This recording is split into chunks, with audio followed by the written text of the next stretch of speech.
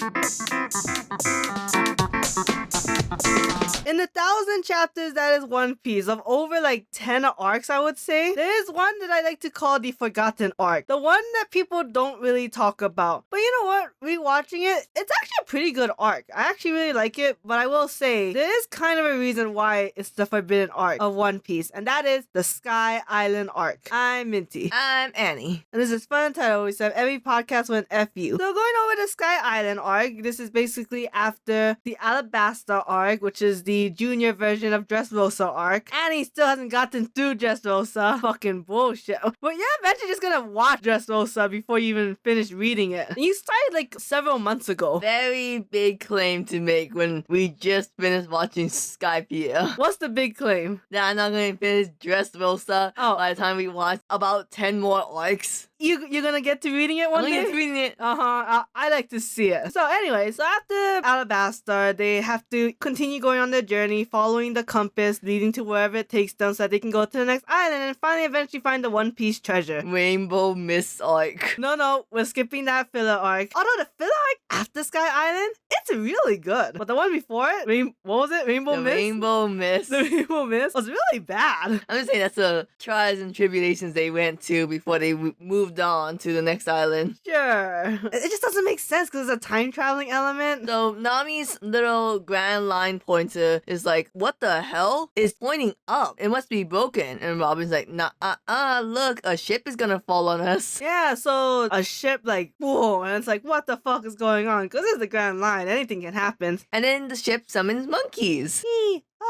Grab that ship out of the sky and into our pocket. Oh, yeah, that didn't rhyme. Into our hip. You know what? I tried. So we deal with some monkeys, and then we find the man with the bends. Well, I mean, wasn't there another filler arc? Not really. Of a guy with, llamas? What the? Are you talking about the guy with the really tall animals? I forget already. You could be thinking about all those filler episodes with the Usopp and the fireworks. No, not that one. Not that one specifically. The one, where he was a loan shark, and he got drifted on an island, and he was dying. Oh, that stupid guy with the... Well, what animal was it? Was it it wasn't sheep, right? No, it might have been llamas. Was it llama? It's something very I thought cute. we wasn't talking about the filler. Sorry. I don't know. You brought something up and made me think of filler. Okay, so... the bends. Yeah, the man with bends, he's on an island named Jaya, and he used to live in a town called Mocktown, but then they made fun of him in Mocktown, and then they made fun of Woofy and Zolo, who were believing there's an island in the sky, and the man with the bends was like, don't give up your dreams, there is an island in the sky, just like how my ancestor Noland said that there was a city of gold. Yeah, so this guy, his name is Cricket Montblanc, and his ancestor is Noland Montblanc, who's known as the Liar and as a fairy tale in the North Blue. And this is where we get our first hint that Sanji's from the North Blue. Right, because he was the only one who knew about this childhood story. That's like 400 years old. Yeah. But like, Luffy totally believes him, because why wouldn't Luffy believe that there's an island in the sky? There's falling ships, so... Well, did you like the whole drama of Luffy and Mocktown meeting, I think his name is Bellamy? Yeah. And this is the first time he meets Blackbeard. It's okay. I mean, it's the continuation of setup of like, everyone thinks Luffy's an idiot, but he's like the underdog who's gonna like prove everyone wrong. And he's gonna prove to the world that there is an island in the sky, and the city of gold is where it's at. I think this was just all set up for Mocktown to have Bellamy beat up Cricket. Not Cricket. Is that his name? Yeah. Okay, Cricket for all the gold. And like Luffy's like, I'm doing this for Cricket. I always have to be the good guy in every arc I'm in. I mean, he does, right? And so Cricket's like, okay, you're a cool guy. You help me out. I'm gonna help you get to Sky Island, which I believe exists. And that is that you have to go to the knock-up stream. And you are basically gonna get a volcanic... Shut up. Say it. A volcanic eruption from under the sea is gonna create so much pressure in the ocean that it's gonna push up a column of water, and your boat is gonna get pushed up there. But you're not just gonna be like on top of it. You're gonna fly up there, and we're gonna give you little little chicken wings. And be careful, there are giant shadows in the sky. That might kill you. So, of course, they get knocked up. Shut up. Into the sky, and they're flying up. And I mean, we're not gonna go every detail. But basically, they go up, they meet a gorilla. That's what they call it anyways. They meet Grandpa and Pierre. They're the Sky Knight who helps people. They get past the entrance, which had a fee of like, it was like 1 million Sky Island money, which resulted in like, would have been converted to 1 billion bells per person. I think it was a little bit more reasonable. I think it was like 10,000 per person, but because they didn't pay it up front, it jumped up. Oh, I see. And then, they just have some fun. They meet Conus and her dad, Pagaya, and her little fox friend, Sue. And Conus is hot. oh, she's so cute. Her little, like, fun stalk. We gotta talk about Conus more because people will be sleeping on her. I know, I kind of want to draw a fan art of her. She's so cute. They're having fun. They're telling them, like, what Sky Island's all about and how pumpkins are, like, the coolest thing ever. And the only way to get pumpkins is through Ver, which is basically Dur. Or another way of, another funny way of saying Earth. And they teach you about dials and the waiver, and then Nami's like, ooh, I'm gonna take this for a spin, and she just bails. And I'm like, well, Nami is a thief, so what do we expect from her? And she's like just going around with no navigation because she doesn't have a map for it. And she finds Ver, a big, humongous island with like ginormous trees. And what she doesn't know is that she found Upper Yard where the god Enru lives. So just to let you know, Ver is rare because they live in the sky. Only this one island has Ver, and they need Ver to grow vegetables and food. Because pumpkins are like so cool. It's stupid. This thing was not explained the best because it's not like they really need pumpkins or vegetables, but they find it a holy god sense. So Nami watches a man die in front of her and she's like, I better get back to my crew because this place is dangerous. Meanwhile, the crew is meeting Ice. I mean the White Berets. You know what? They didn't pay the fees. Holy so shit. Getting arrested and fined. And Nami's like, hey guys, we don't want to piss anyone off because God will kill us. And Luffy's alright, pay the absorbent fees then. And Nami's like, yeah, right. Slams into the White Berets. So they're planning to escape the island, but Conus is like, hey, half the crew on the ship, you stay there and I'll tell the other half to come, okay? Totally not gonna backstab you. I don't want God to strike me. Haha, what a funny statement. And then she calls Rock Lobster. Dun, dun, dun, dun, dun, dun, dun. Rock Lobster. Right? Yeah, it was that or a pistol shrimp. I forget now. So Zolo, Nami, Chopper, Robin, and the Going Merry gets taken away by the lobster, and Usopp, Luffy, and Sanji are like, hey Conus, what's up with this shit? And Conus breaks down being like, oh god, I'm sorry, I betrayed you guys. I'm gonna try to help make this right. But then she gets blasted by God. Oh, that's what we think. It's actually Gunfall who comes and saves her. I think I say it was actually Gunfall who struck her down with lightning. Or should I say Godfall? Because he is the fallen god of this land. Oh my god. I'm sure that's not what they meant.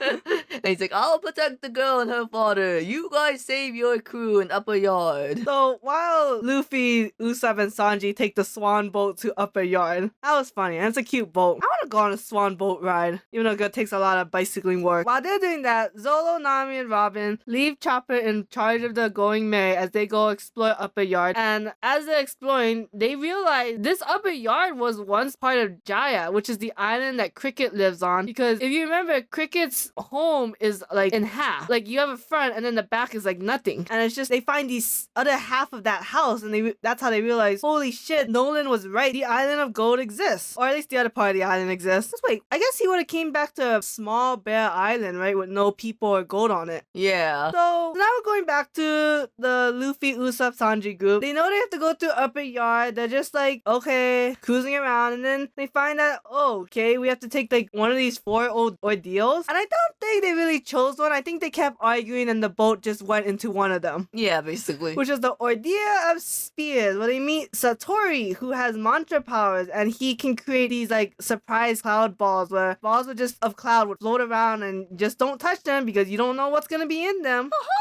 What did you think of this fight? It was an okay fight. I mean, sometimes it's nice to have a fight where you basically just power through things. It wasn't, in all of One Piece repertoire, it wasn't the strongest fight. Yeah, I mean, none of them really were in this one. I'm telling you, it's the forgotten arc. Like, as cool it was with Satori being like, I can see all your movements and predict them thanks to my mantra. It's like, okay, so the only way to defeat someone who can tell what you're gonna do is brute force. And didn't they get a whole bunch of spear balls to hit him? I forget. Right? Like, because then it was like nobody could really predict what was gonna happen. Oh, yeah. I don't think anything really happened because I think it was just a dud, but he was so scared that he just like passed out. Kind of like the whole, you heard the guy who was at like a firing execution, and what they do is that they have 5 shooters and only one of them has a real bullet, but they don't tell them who has the real bullet because they don't want that one person to feel guilty for killing a man. They kind of like make it like, oh, it's between one of you 5, but you never have to carry the whole guilt on you. All 5 had blanks, but when they fired, the guy still died because he thought he was just dead. No, I think his death, well, quote unquote death. I don't know why the anime kept saying he died. Like, we're here to avenge your brother. You killed him. Okay, this is the biggest flaw of this arc, is that there's so much talk about killing people, especially with Eneru striking down people and like quote unquote saying he killed them. But in the end, no one is dead. Like absolute no one. And I'm like, this arc would be so much stronger if the people who died actually died. We would lose a lot of the One Piece crew. Fair, but they're stronger. So I want to say, I feel like that battle had a better conclusion, but I honestly don't know. I like how Usopp has little belt thing. Oh yeah, the thing that only appears in this arc. Yeah. So we take down that guy, Satori. I love his name, Satori. I know it's supposed to be like a little Buddhist thing. Oh, right. Like the 4 pillars. Yeah. Then we go up to Chopper, who's taking care of the Going Merry, and he's fighting Shura and the Ordeal of Strings. So Chopper is like, I'm not gonna use this whistle to summon Gonfall unless it's absolutely necessary. Sees a threat. Blowing that whistle ASAP. It was so funny. I love One Piece. They can balance the serious moments with comedic moments. Like, there's a scene later on where Usopp has to land after getting, like, attacked by Eneru. That's the god of this land. And he does, like, a really complicated flip, but still bashes his head in on the side of the boat. I mean, it's interesting watching these old arcs where, like, they're still really dependent on each other because, like, the current ones, they're very independent and they have their own strength to fight people. But yeah, Chopper calls for Gonfall. He comes because that's what Grandfall does. And, I mean, sure beats the shit out of them. Yeah, and then they all fall into the ocean, and that's when a giant bird saves them. Because he's like, I gotta save the god of this land. Chopper's like, who, me? No, you're talking about the old guy. Okay. Like, he's God? What the fuck is going on here? Then we get to learn more about what I would say maybe it wouldn't be okay during this time to write this. We get to meet the indigenous people of Upper Yard. That they called gorillas. Yeah. The Shandorian warriors. Like we said, when they met that one guy that they called a gorilla, it was a Shandorian warrior. They found that this was gonna be the right time to fight Eneru and take their land back because Luffy defeated Satori. Yeah, so evidently when Jaya was shot up in the air, the Skypiea king during the time was like, oh, land and ver? Take it from the natives. I don't give a shit. Yeah, because they heard the bell ring and they thought that the island could sing and that they thought that was a land for a god. It's really fucked up, but I mean, it's kind of like realistic to what's happening now, right? With like Americans and Native Americans, so it kind of hits a little close to home. So the Shandorians, they decide that they're gonna fight. Oh, real back. The way the Shandorian's written, do you think that was done well? I don't know what you would define as well, because I think it is somewhat realistic in a sense. I thought the characters were written really well. Like, there was this people. I didn't like how much we resorted to the white man's savior in the end. Oh, sure. Like Grandfall and Luffy just coming in and yeah, like doing Luffy has to ring the bell. Grandpa has to solve the problems between, you know. Right, between the Shandorians and the Shandorians like, oh, now that my purpose is done, we don't have to fight for this land as hard anymore. So we can share it. Yeah, I don't know. I mean, how would you solve it otherwise, you know? Because you basically... No, don't get me wrong. There's no easy solution. But, okay, so now that the Shandorians have decided they want to join the fight, luckily the Straw Hat crew comes back together at the sacrificial altar that the Going Merry found themselves originally. And they have this cute moment of, like, them partying with the wolves and drinking wolf wine. And I don't know why when they partied a second time, the wolves were not there, but whatever, right? During the party, when it's getting late and they're kind of all getting boozy, Usopp's like, actually, I gotta go fix the Going Merry now that I'm here with her. And he's like, there's a ghost fixing the Going Merry. I'm gonna leave because I'm a fucking coward. And I hope a man from a canon arc will explain this to me and not a man from a filler. Well, I mean, he doesn't get to in the end. I'm just saying, he tried to take that from Iceberg. I was watching him. But it happened. Filler likes. You're not legit, see? So Usopp tried to tell people about the ghost kid touching the ship. Okay, so now we gotta get to not the Straw Hats together and the Shandorian warriors are coming in to fight. And Usopp's going crazy. what's Enru gonna do? Thought about it, and he was like, as a god and all my word comes true, I believe that there shall now be the elimination game, where there are 87 players and only 5 will be left after 3 hours. That's why, y'all, I created Squid Game. Is that Squid Game? Eh. Don't answer me. It's a yes or no question. It's all death elimination games. You start off with a certain amount of candidates, and the game doesn't end till like a certain amount's left, right? Right. So, Luffy, Zolo, Robin, and Chopper that decide that they're gonna go to the city and try to find the gold. They fuck that up real bad because a big snake comes, swallows Luffy, and causes them to split. You know, Zolo with great direction, Chopper, who's kind of a coward at this point, and now Robin's alone to defend herself while she finds the gold. Then Nami, Usopp, and Sanji, they take the Going Merry, and I forget where they're taking it, but I know when Konis comes with her father, they're like, alright, we're getting the fuck out of here. This ship is on its last legs. Don't say that. Oh no, I don't say that. No. Okay. It's sad. So- That scene where they say bind the going Merry. Oh my god. I We're not talking about that. It's spoilers, but holy shit. One of the saddest anime death ever. So Viper is the MVP Shadorian warrior because he takes down Shura because he's like, we already saw you fight. We don't need to see you fight again. I'm taking you out. But he uses a reject dial, which is supposedly, we've seen dials already. One of them is the impact dial, where it can absorb impact and shoot it out again. But the reject dial do it at like a much more powerful force, but it causes a really big ricochet damage to the user. And yeah, it's really cool seeing all these dials. Do we ever see it past this arc? We'll see. Kind of. It's in Nami's weapon. Kind of, yeah. I mean, you don't get to see the actual seashell. So Luffy's like, hey Viper, hey Luffy, weren't you eaten by a snake? Oh yeah, let me go back in there. Oh yeah, that might happen later. And he's in the snake at this point. Okay. Zolo fights random Shadorian number 5, and then Enryu comes to the Going Merry, knocks out Sanji and Usopp, and dips? I think he dips. Yeah, I think he dips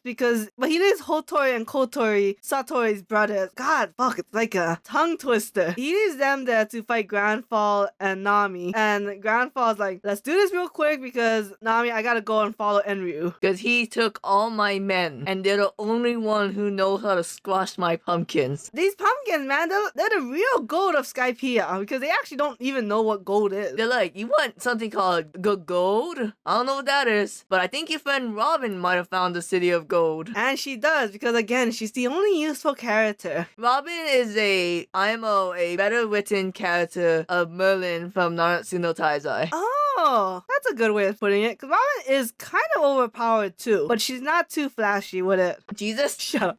Thinking that out.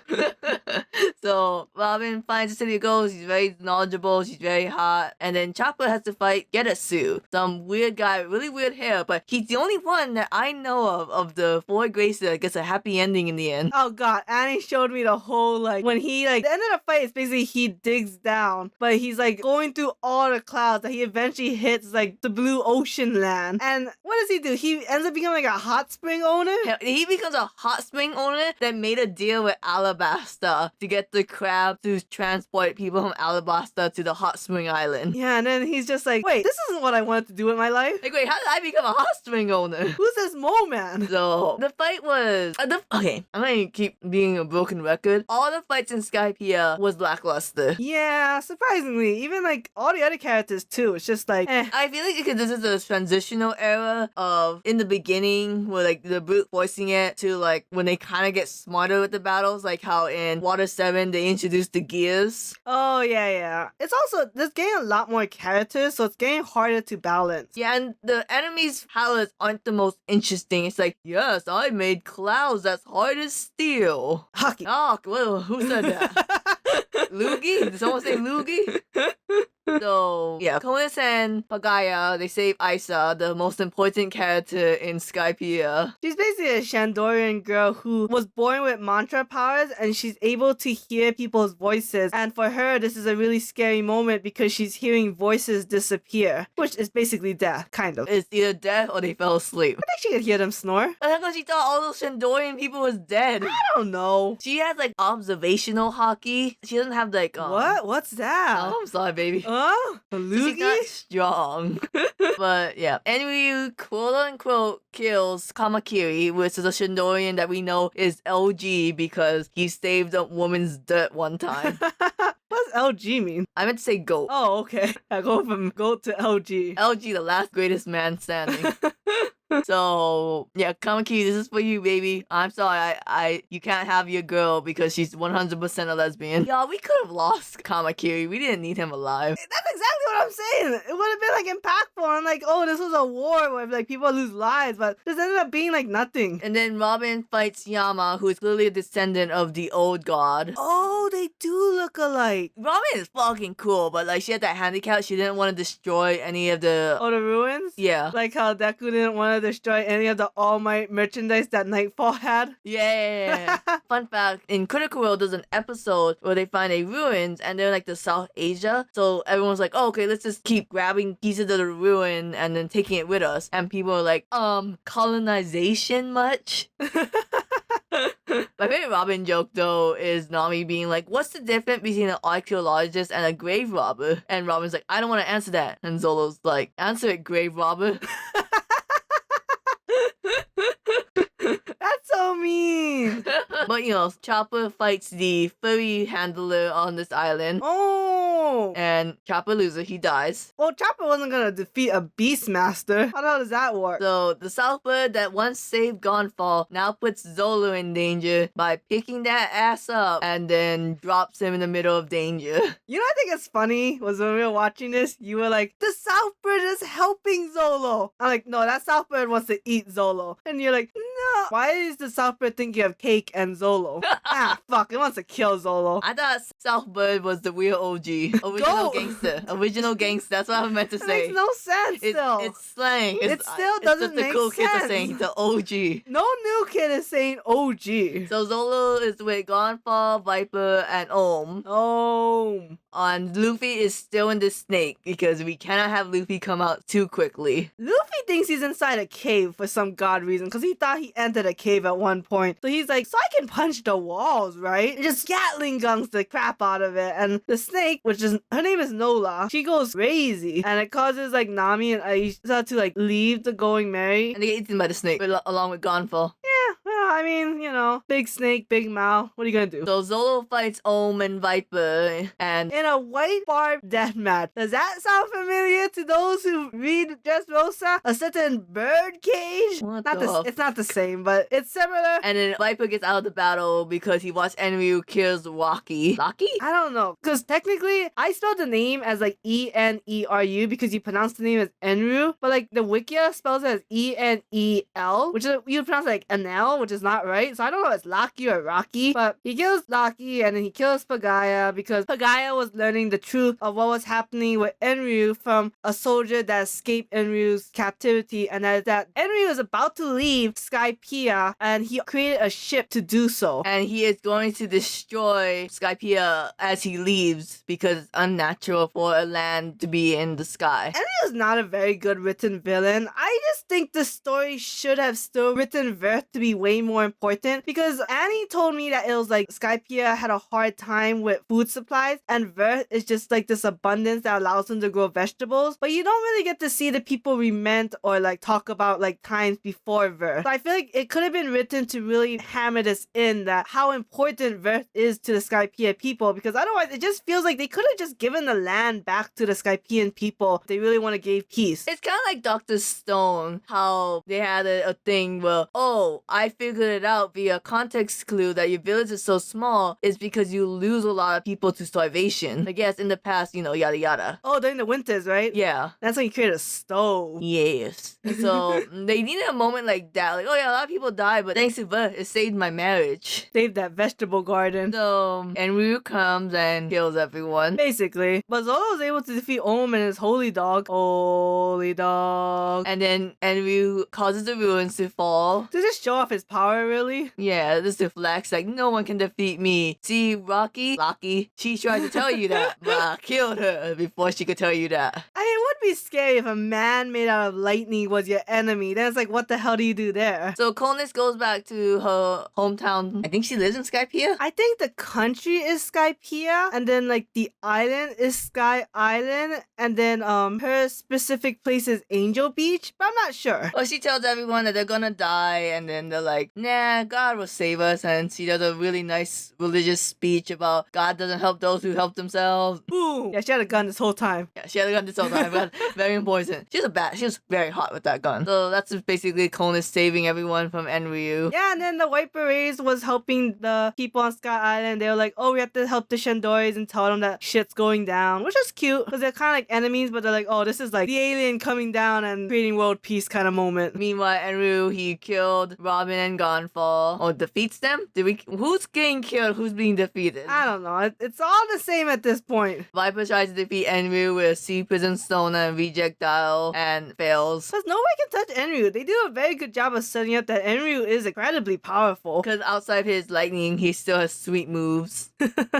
Then Luffy, Isa, and Pierre finally escaped Noland's body. Nami and Gonfall fell a long time ago because they're the smart ones of the group. And finally, Luffy, the main character, can fight. This is the only scene I remember of watching the Skypiea arc the first time as a child, was that there was a big ship, Luffy and Eneru had to fight, but it was a no fight because Eneru could not hurt Luffy because rubber does not conduct electricity. So it's a very cool premise of literally no one but Luffy can touch this man. And like, there's a very good reason. But Eneru's smart. He kind of knows, or he figures out that like there is a way to hurt Luffy. He uses the gold, which is a very good conductor of heat and electricity. You learned that from Naruto. I did learn that from Naruto in the war arc that you didn't read. And that although Luffy is immune to blunt force like bullets and cannons, he can still get cut up by like a sword or a trident that he creates. And then Luffy decides, hey, if I punch this wall and it ricochets, then you can't see it with mantra because there's no way to predict via my body movements of what's gonna come. And he's like, oh, I can't take another hit from this rubber boy, even with my cool blade. So I'm gonna put Luffy's hand in a giant gold ball and push him off my ship. Just so you know, the whole random thing is in the second Eneru fight. Oh, my bad. But I'm basically Eneru traps one of his arms, kind of, just the elbow part really, in a gold ball and pushes him off the ship and down he goes. Because, oh yeah, we take a break from all this fighting to go over the true past of Noland and how he actually saved the Shandorian people and that the Shandorian people had no use for gold, so they were like, oh, you can have the gold, but Noland was like, nah, I don't. Oh wait, it's this whole thing where like in order to save the Shandorian people from the tree fever, he had to cut down all the infected trees, but those trees were representations of the Shandorians' ancestors, so to the Shandorians it was like he killed the ancestors all over again. So he says, in repentance, I will leave the gold with the Shandorians. But it was revealed to the Shandorians that why he did it. So while Noland was off in the shallow waters on the ship, the Shandorian's like, no, I'm sorry, I didn't know. And Noland's like, I'll come back, don't worry about it, bro. To be fair, if they all had tree disease, we should have, maybe the smarter people in the group, not me, should have known that maybe trees were the cause of this. But it was a good tie-in. Yeah, so Noland goes back home. He tells the king there's a city of gold, all his adventures. And the king's like, well, take me to the city of gold. And he's like, I don't know why he would be like, yeah, sure, fine. That pisses me off because you know the king's just gonna ravage the land and ruin these people. But the people instead got knocked up into the sky. So that's why Noland is considered a liar, because the island was not there anymore. And Kaguya is like, I have to make it back to my gay lover. He's gonna come back to this island and wonder what happened to us. And so every day he just wanted to ring the bell so that his boyfriend could know that he was still alive and well. But he could never ring the bell because when the island got shot up, it landed on a beanstalk that struck the very middle of the island where the bell was. So the bell got pushed further higher into the sky and they couldn't ring it. Didn't know where it was. It was hidden from them, just like object permanence things. I mean, it's not like they could like fly up at that time. It pisses me off that the Shandorians had wings though, because they was on land and they got wings. Yeah, because it seems like a Skypiea thing, but then like the people on Earth had it, so it's like, huh? Maybe it's hinting that the Skypiea people were also from Jaya.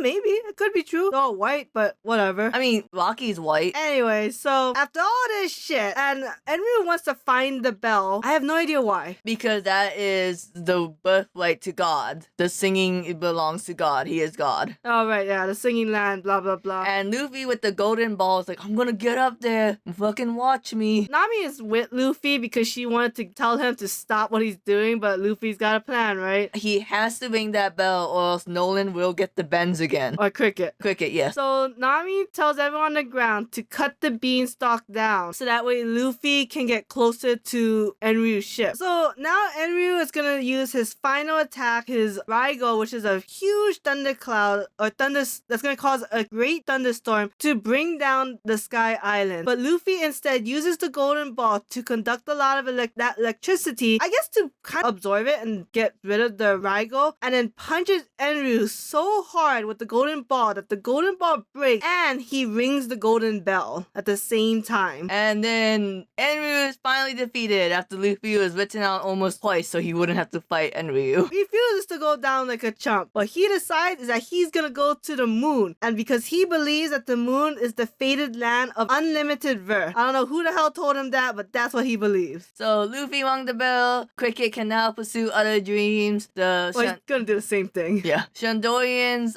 they invite the sky people onto the birth because now that the bell is found, they don't have to protect it anymore because they found out that Goldie Roger was an asshole who found this bell like 20 years ago and didn't decide to tell anyone where it was. And like, oh, now that the prophecy has been passed down to the next person, anyone can join our land. And Enryu destroyed your land, so why not? Perfect timing. Yeah, so they're all very happy and they're coexisting now, which could never happen in real life. And then Gonfall is made god again. The Shandorian gives, well, not really. They want to give gold to the Straw Hats, but instead the Straw Hat steals gold from inside the giant snake. And they use that gold to buy a new ship. Dude, god damn it. Basically, they go back to the ocean and they're happy. And moving on to the next arc. So overall, where would you rank this in the top half of favorite arcs or bottom half? I would say bottom half because I think most of the other arcs is about like the characters that are in that story, but this doesn't really have to do with the characters themselves. It really is more about like the ancestor and the history and the land. And the way that like Enryu did not kill anyone was weak. The fact that he's basically just gonna go to the moon, it's like what the fuck? I don't know if Enryu needed a proper character motivation, but he just felt very one-dimensional. Yeah, like he's basically just to be an obstacle. And like every time you don't have to kill anyone, but you can't say you killed someone and then not. Or just kill people. That's what I would have chosen. So that was Skypiea with a lot of interesting takes, and I think it's definitely one of the most unique One Piece arcs. Sure, it is different from everything else, so that's kind of a nice twist because like Vegapunk was okay. Vegapunk must be like the bottom. So anyways, I guess until we do the Water 7 arc, which is a fantastic arc. Until then, I forget what Frankie says to say goodbye, but Viva la vida loca.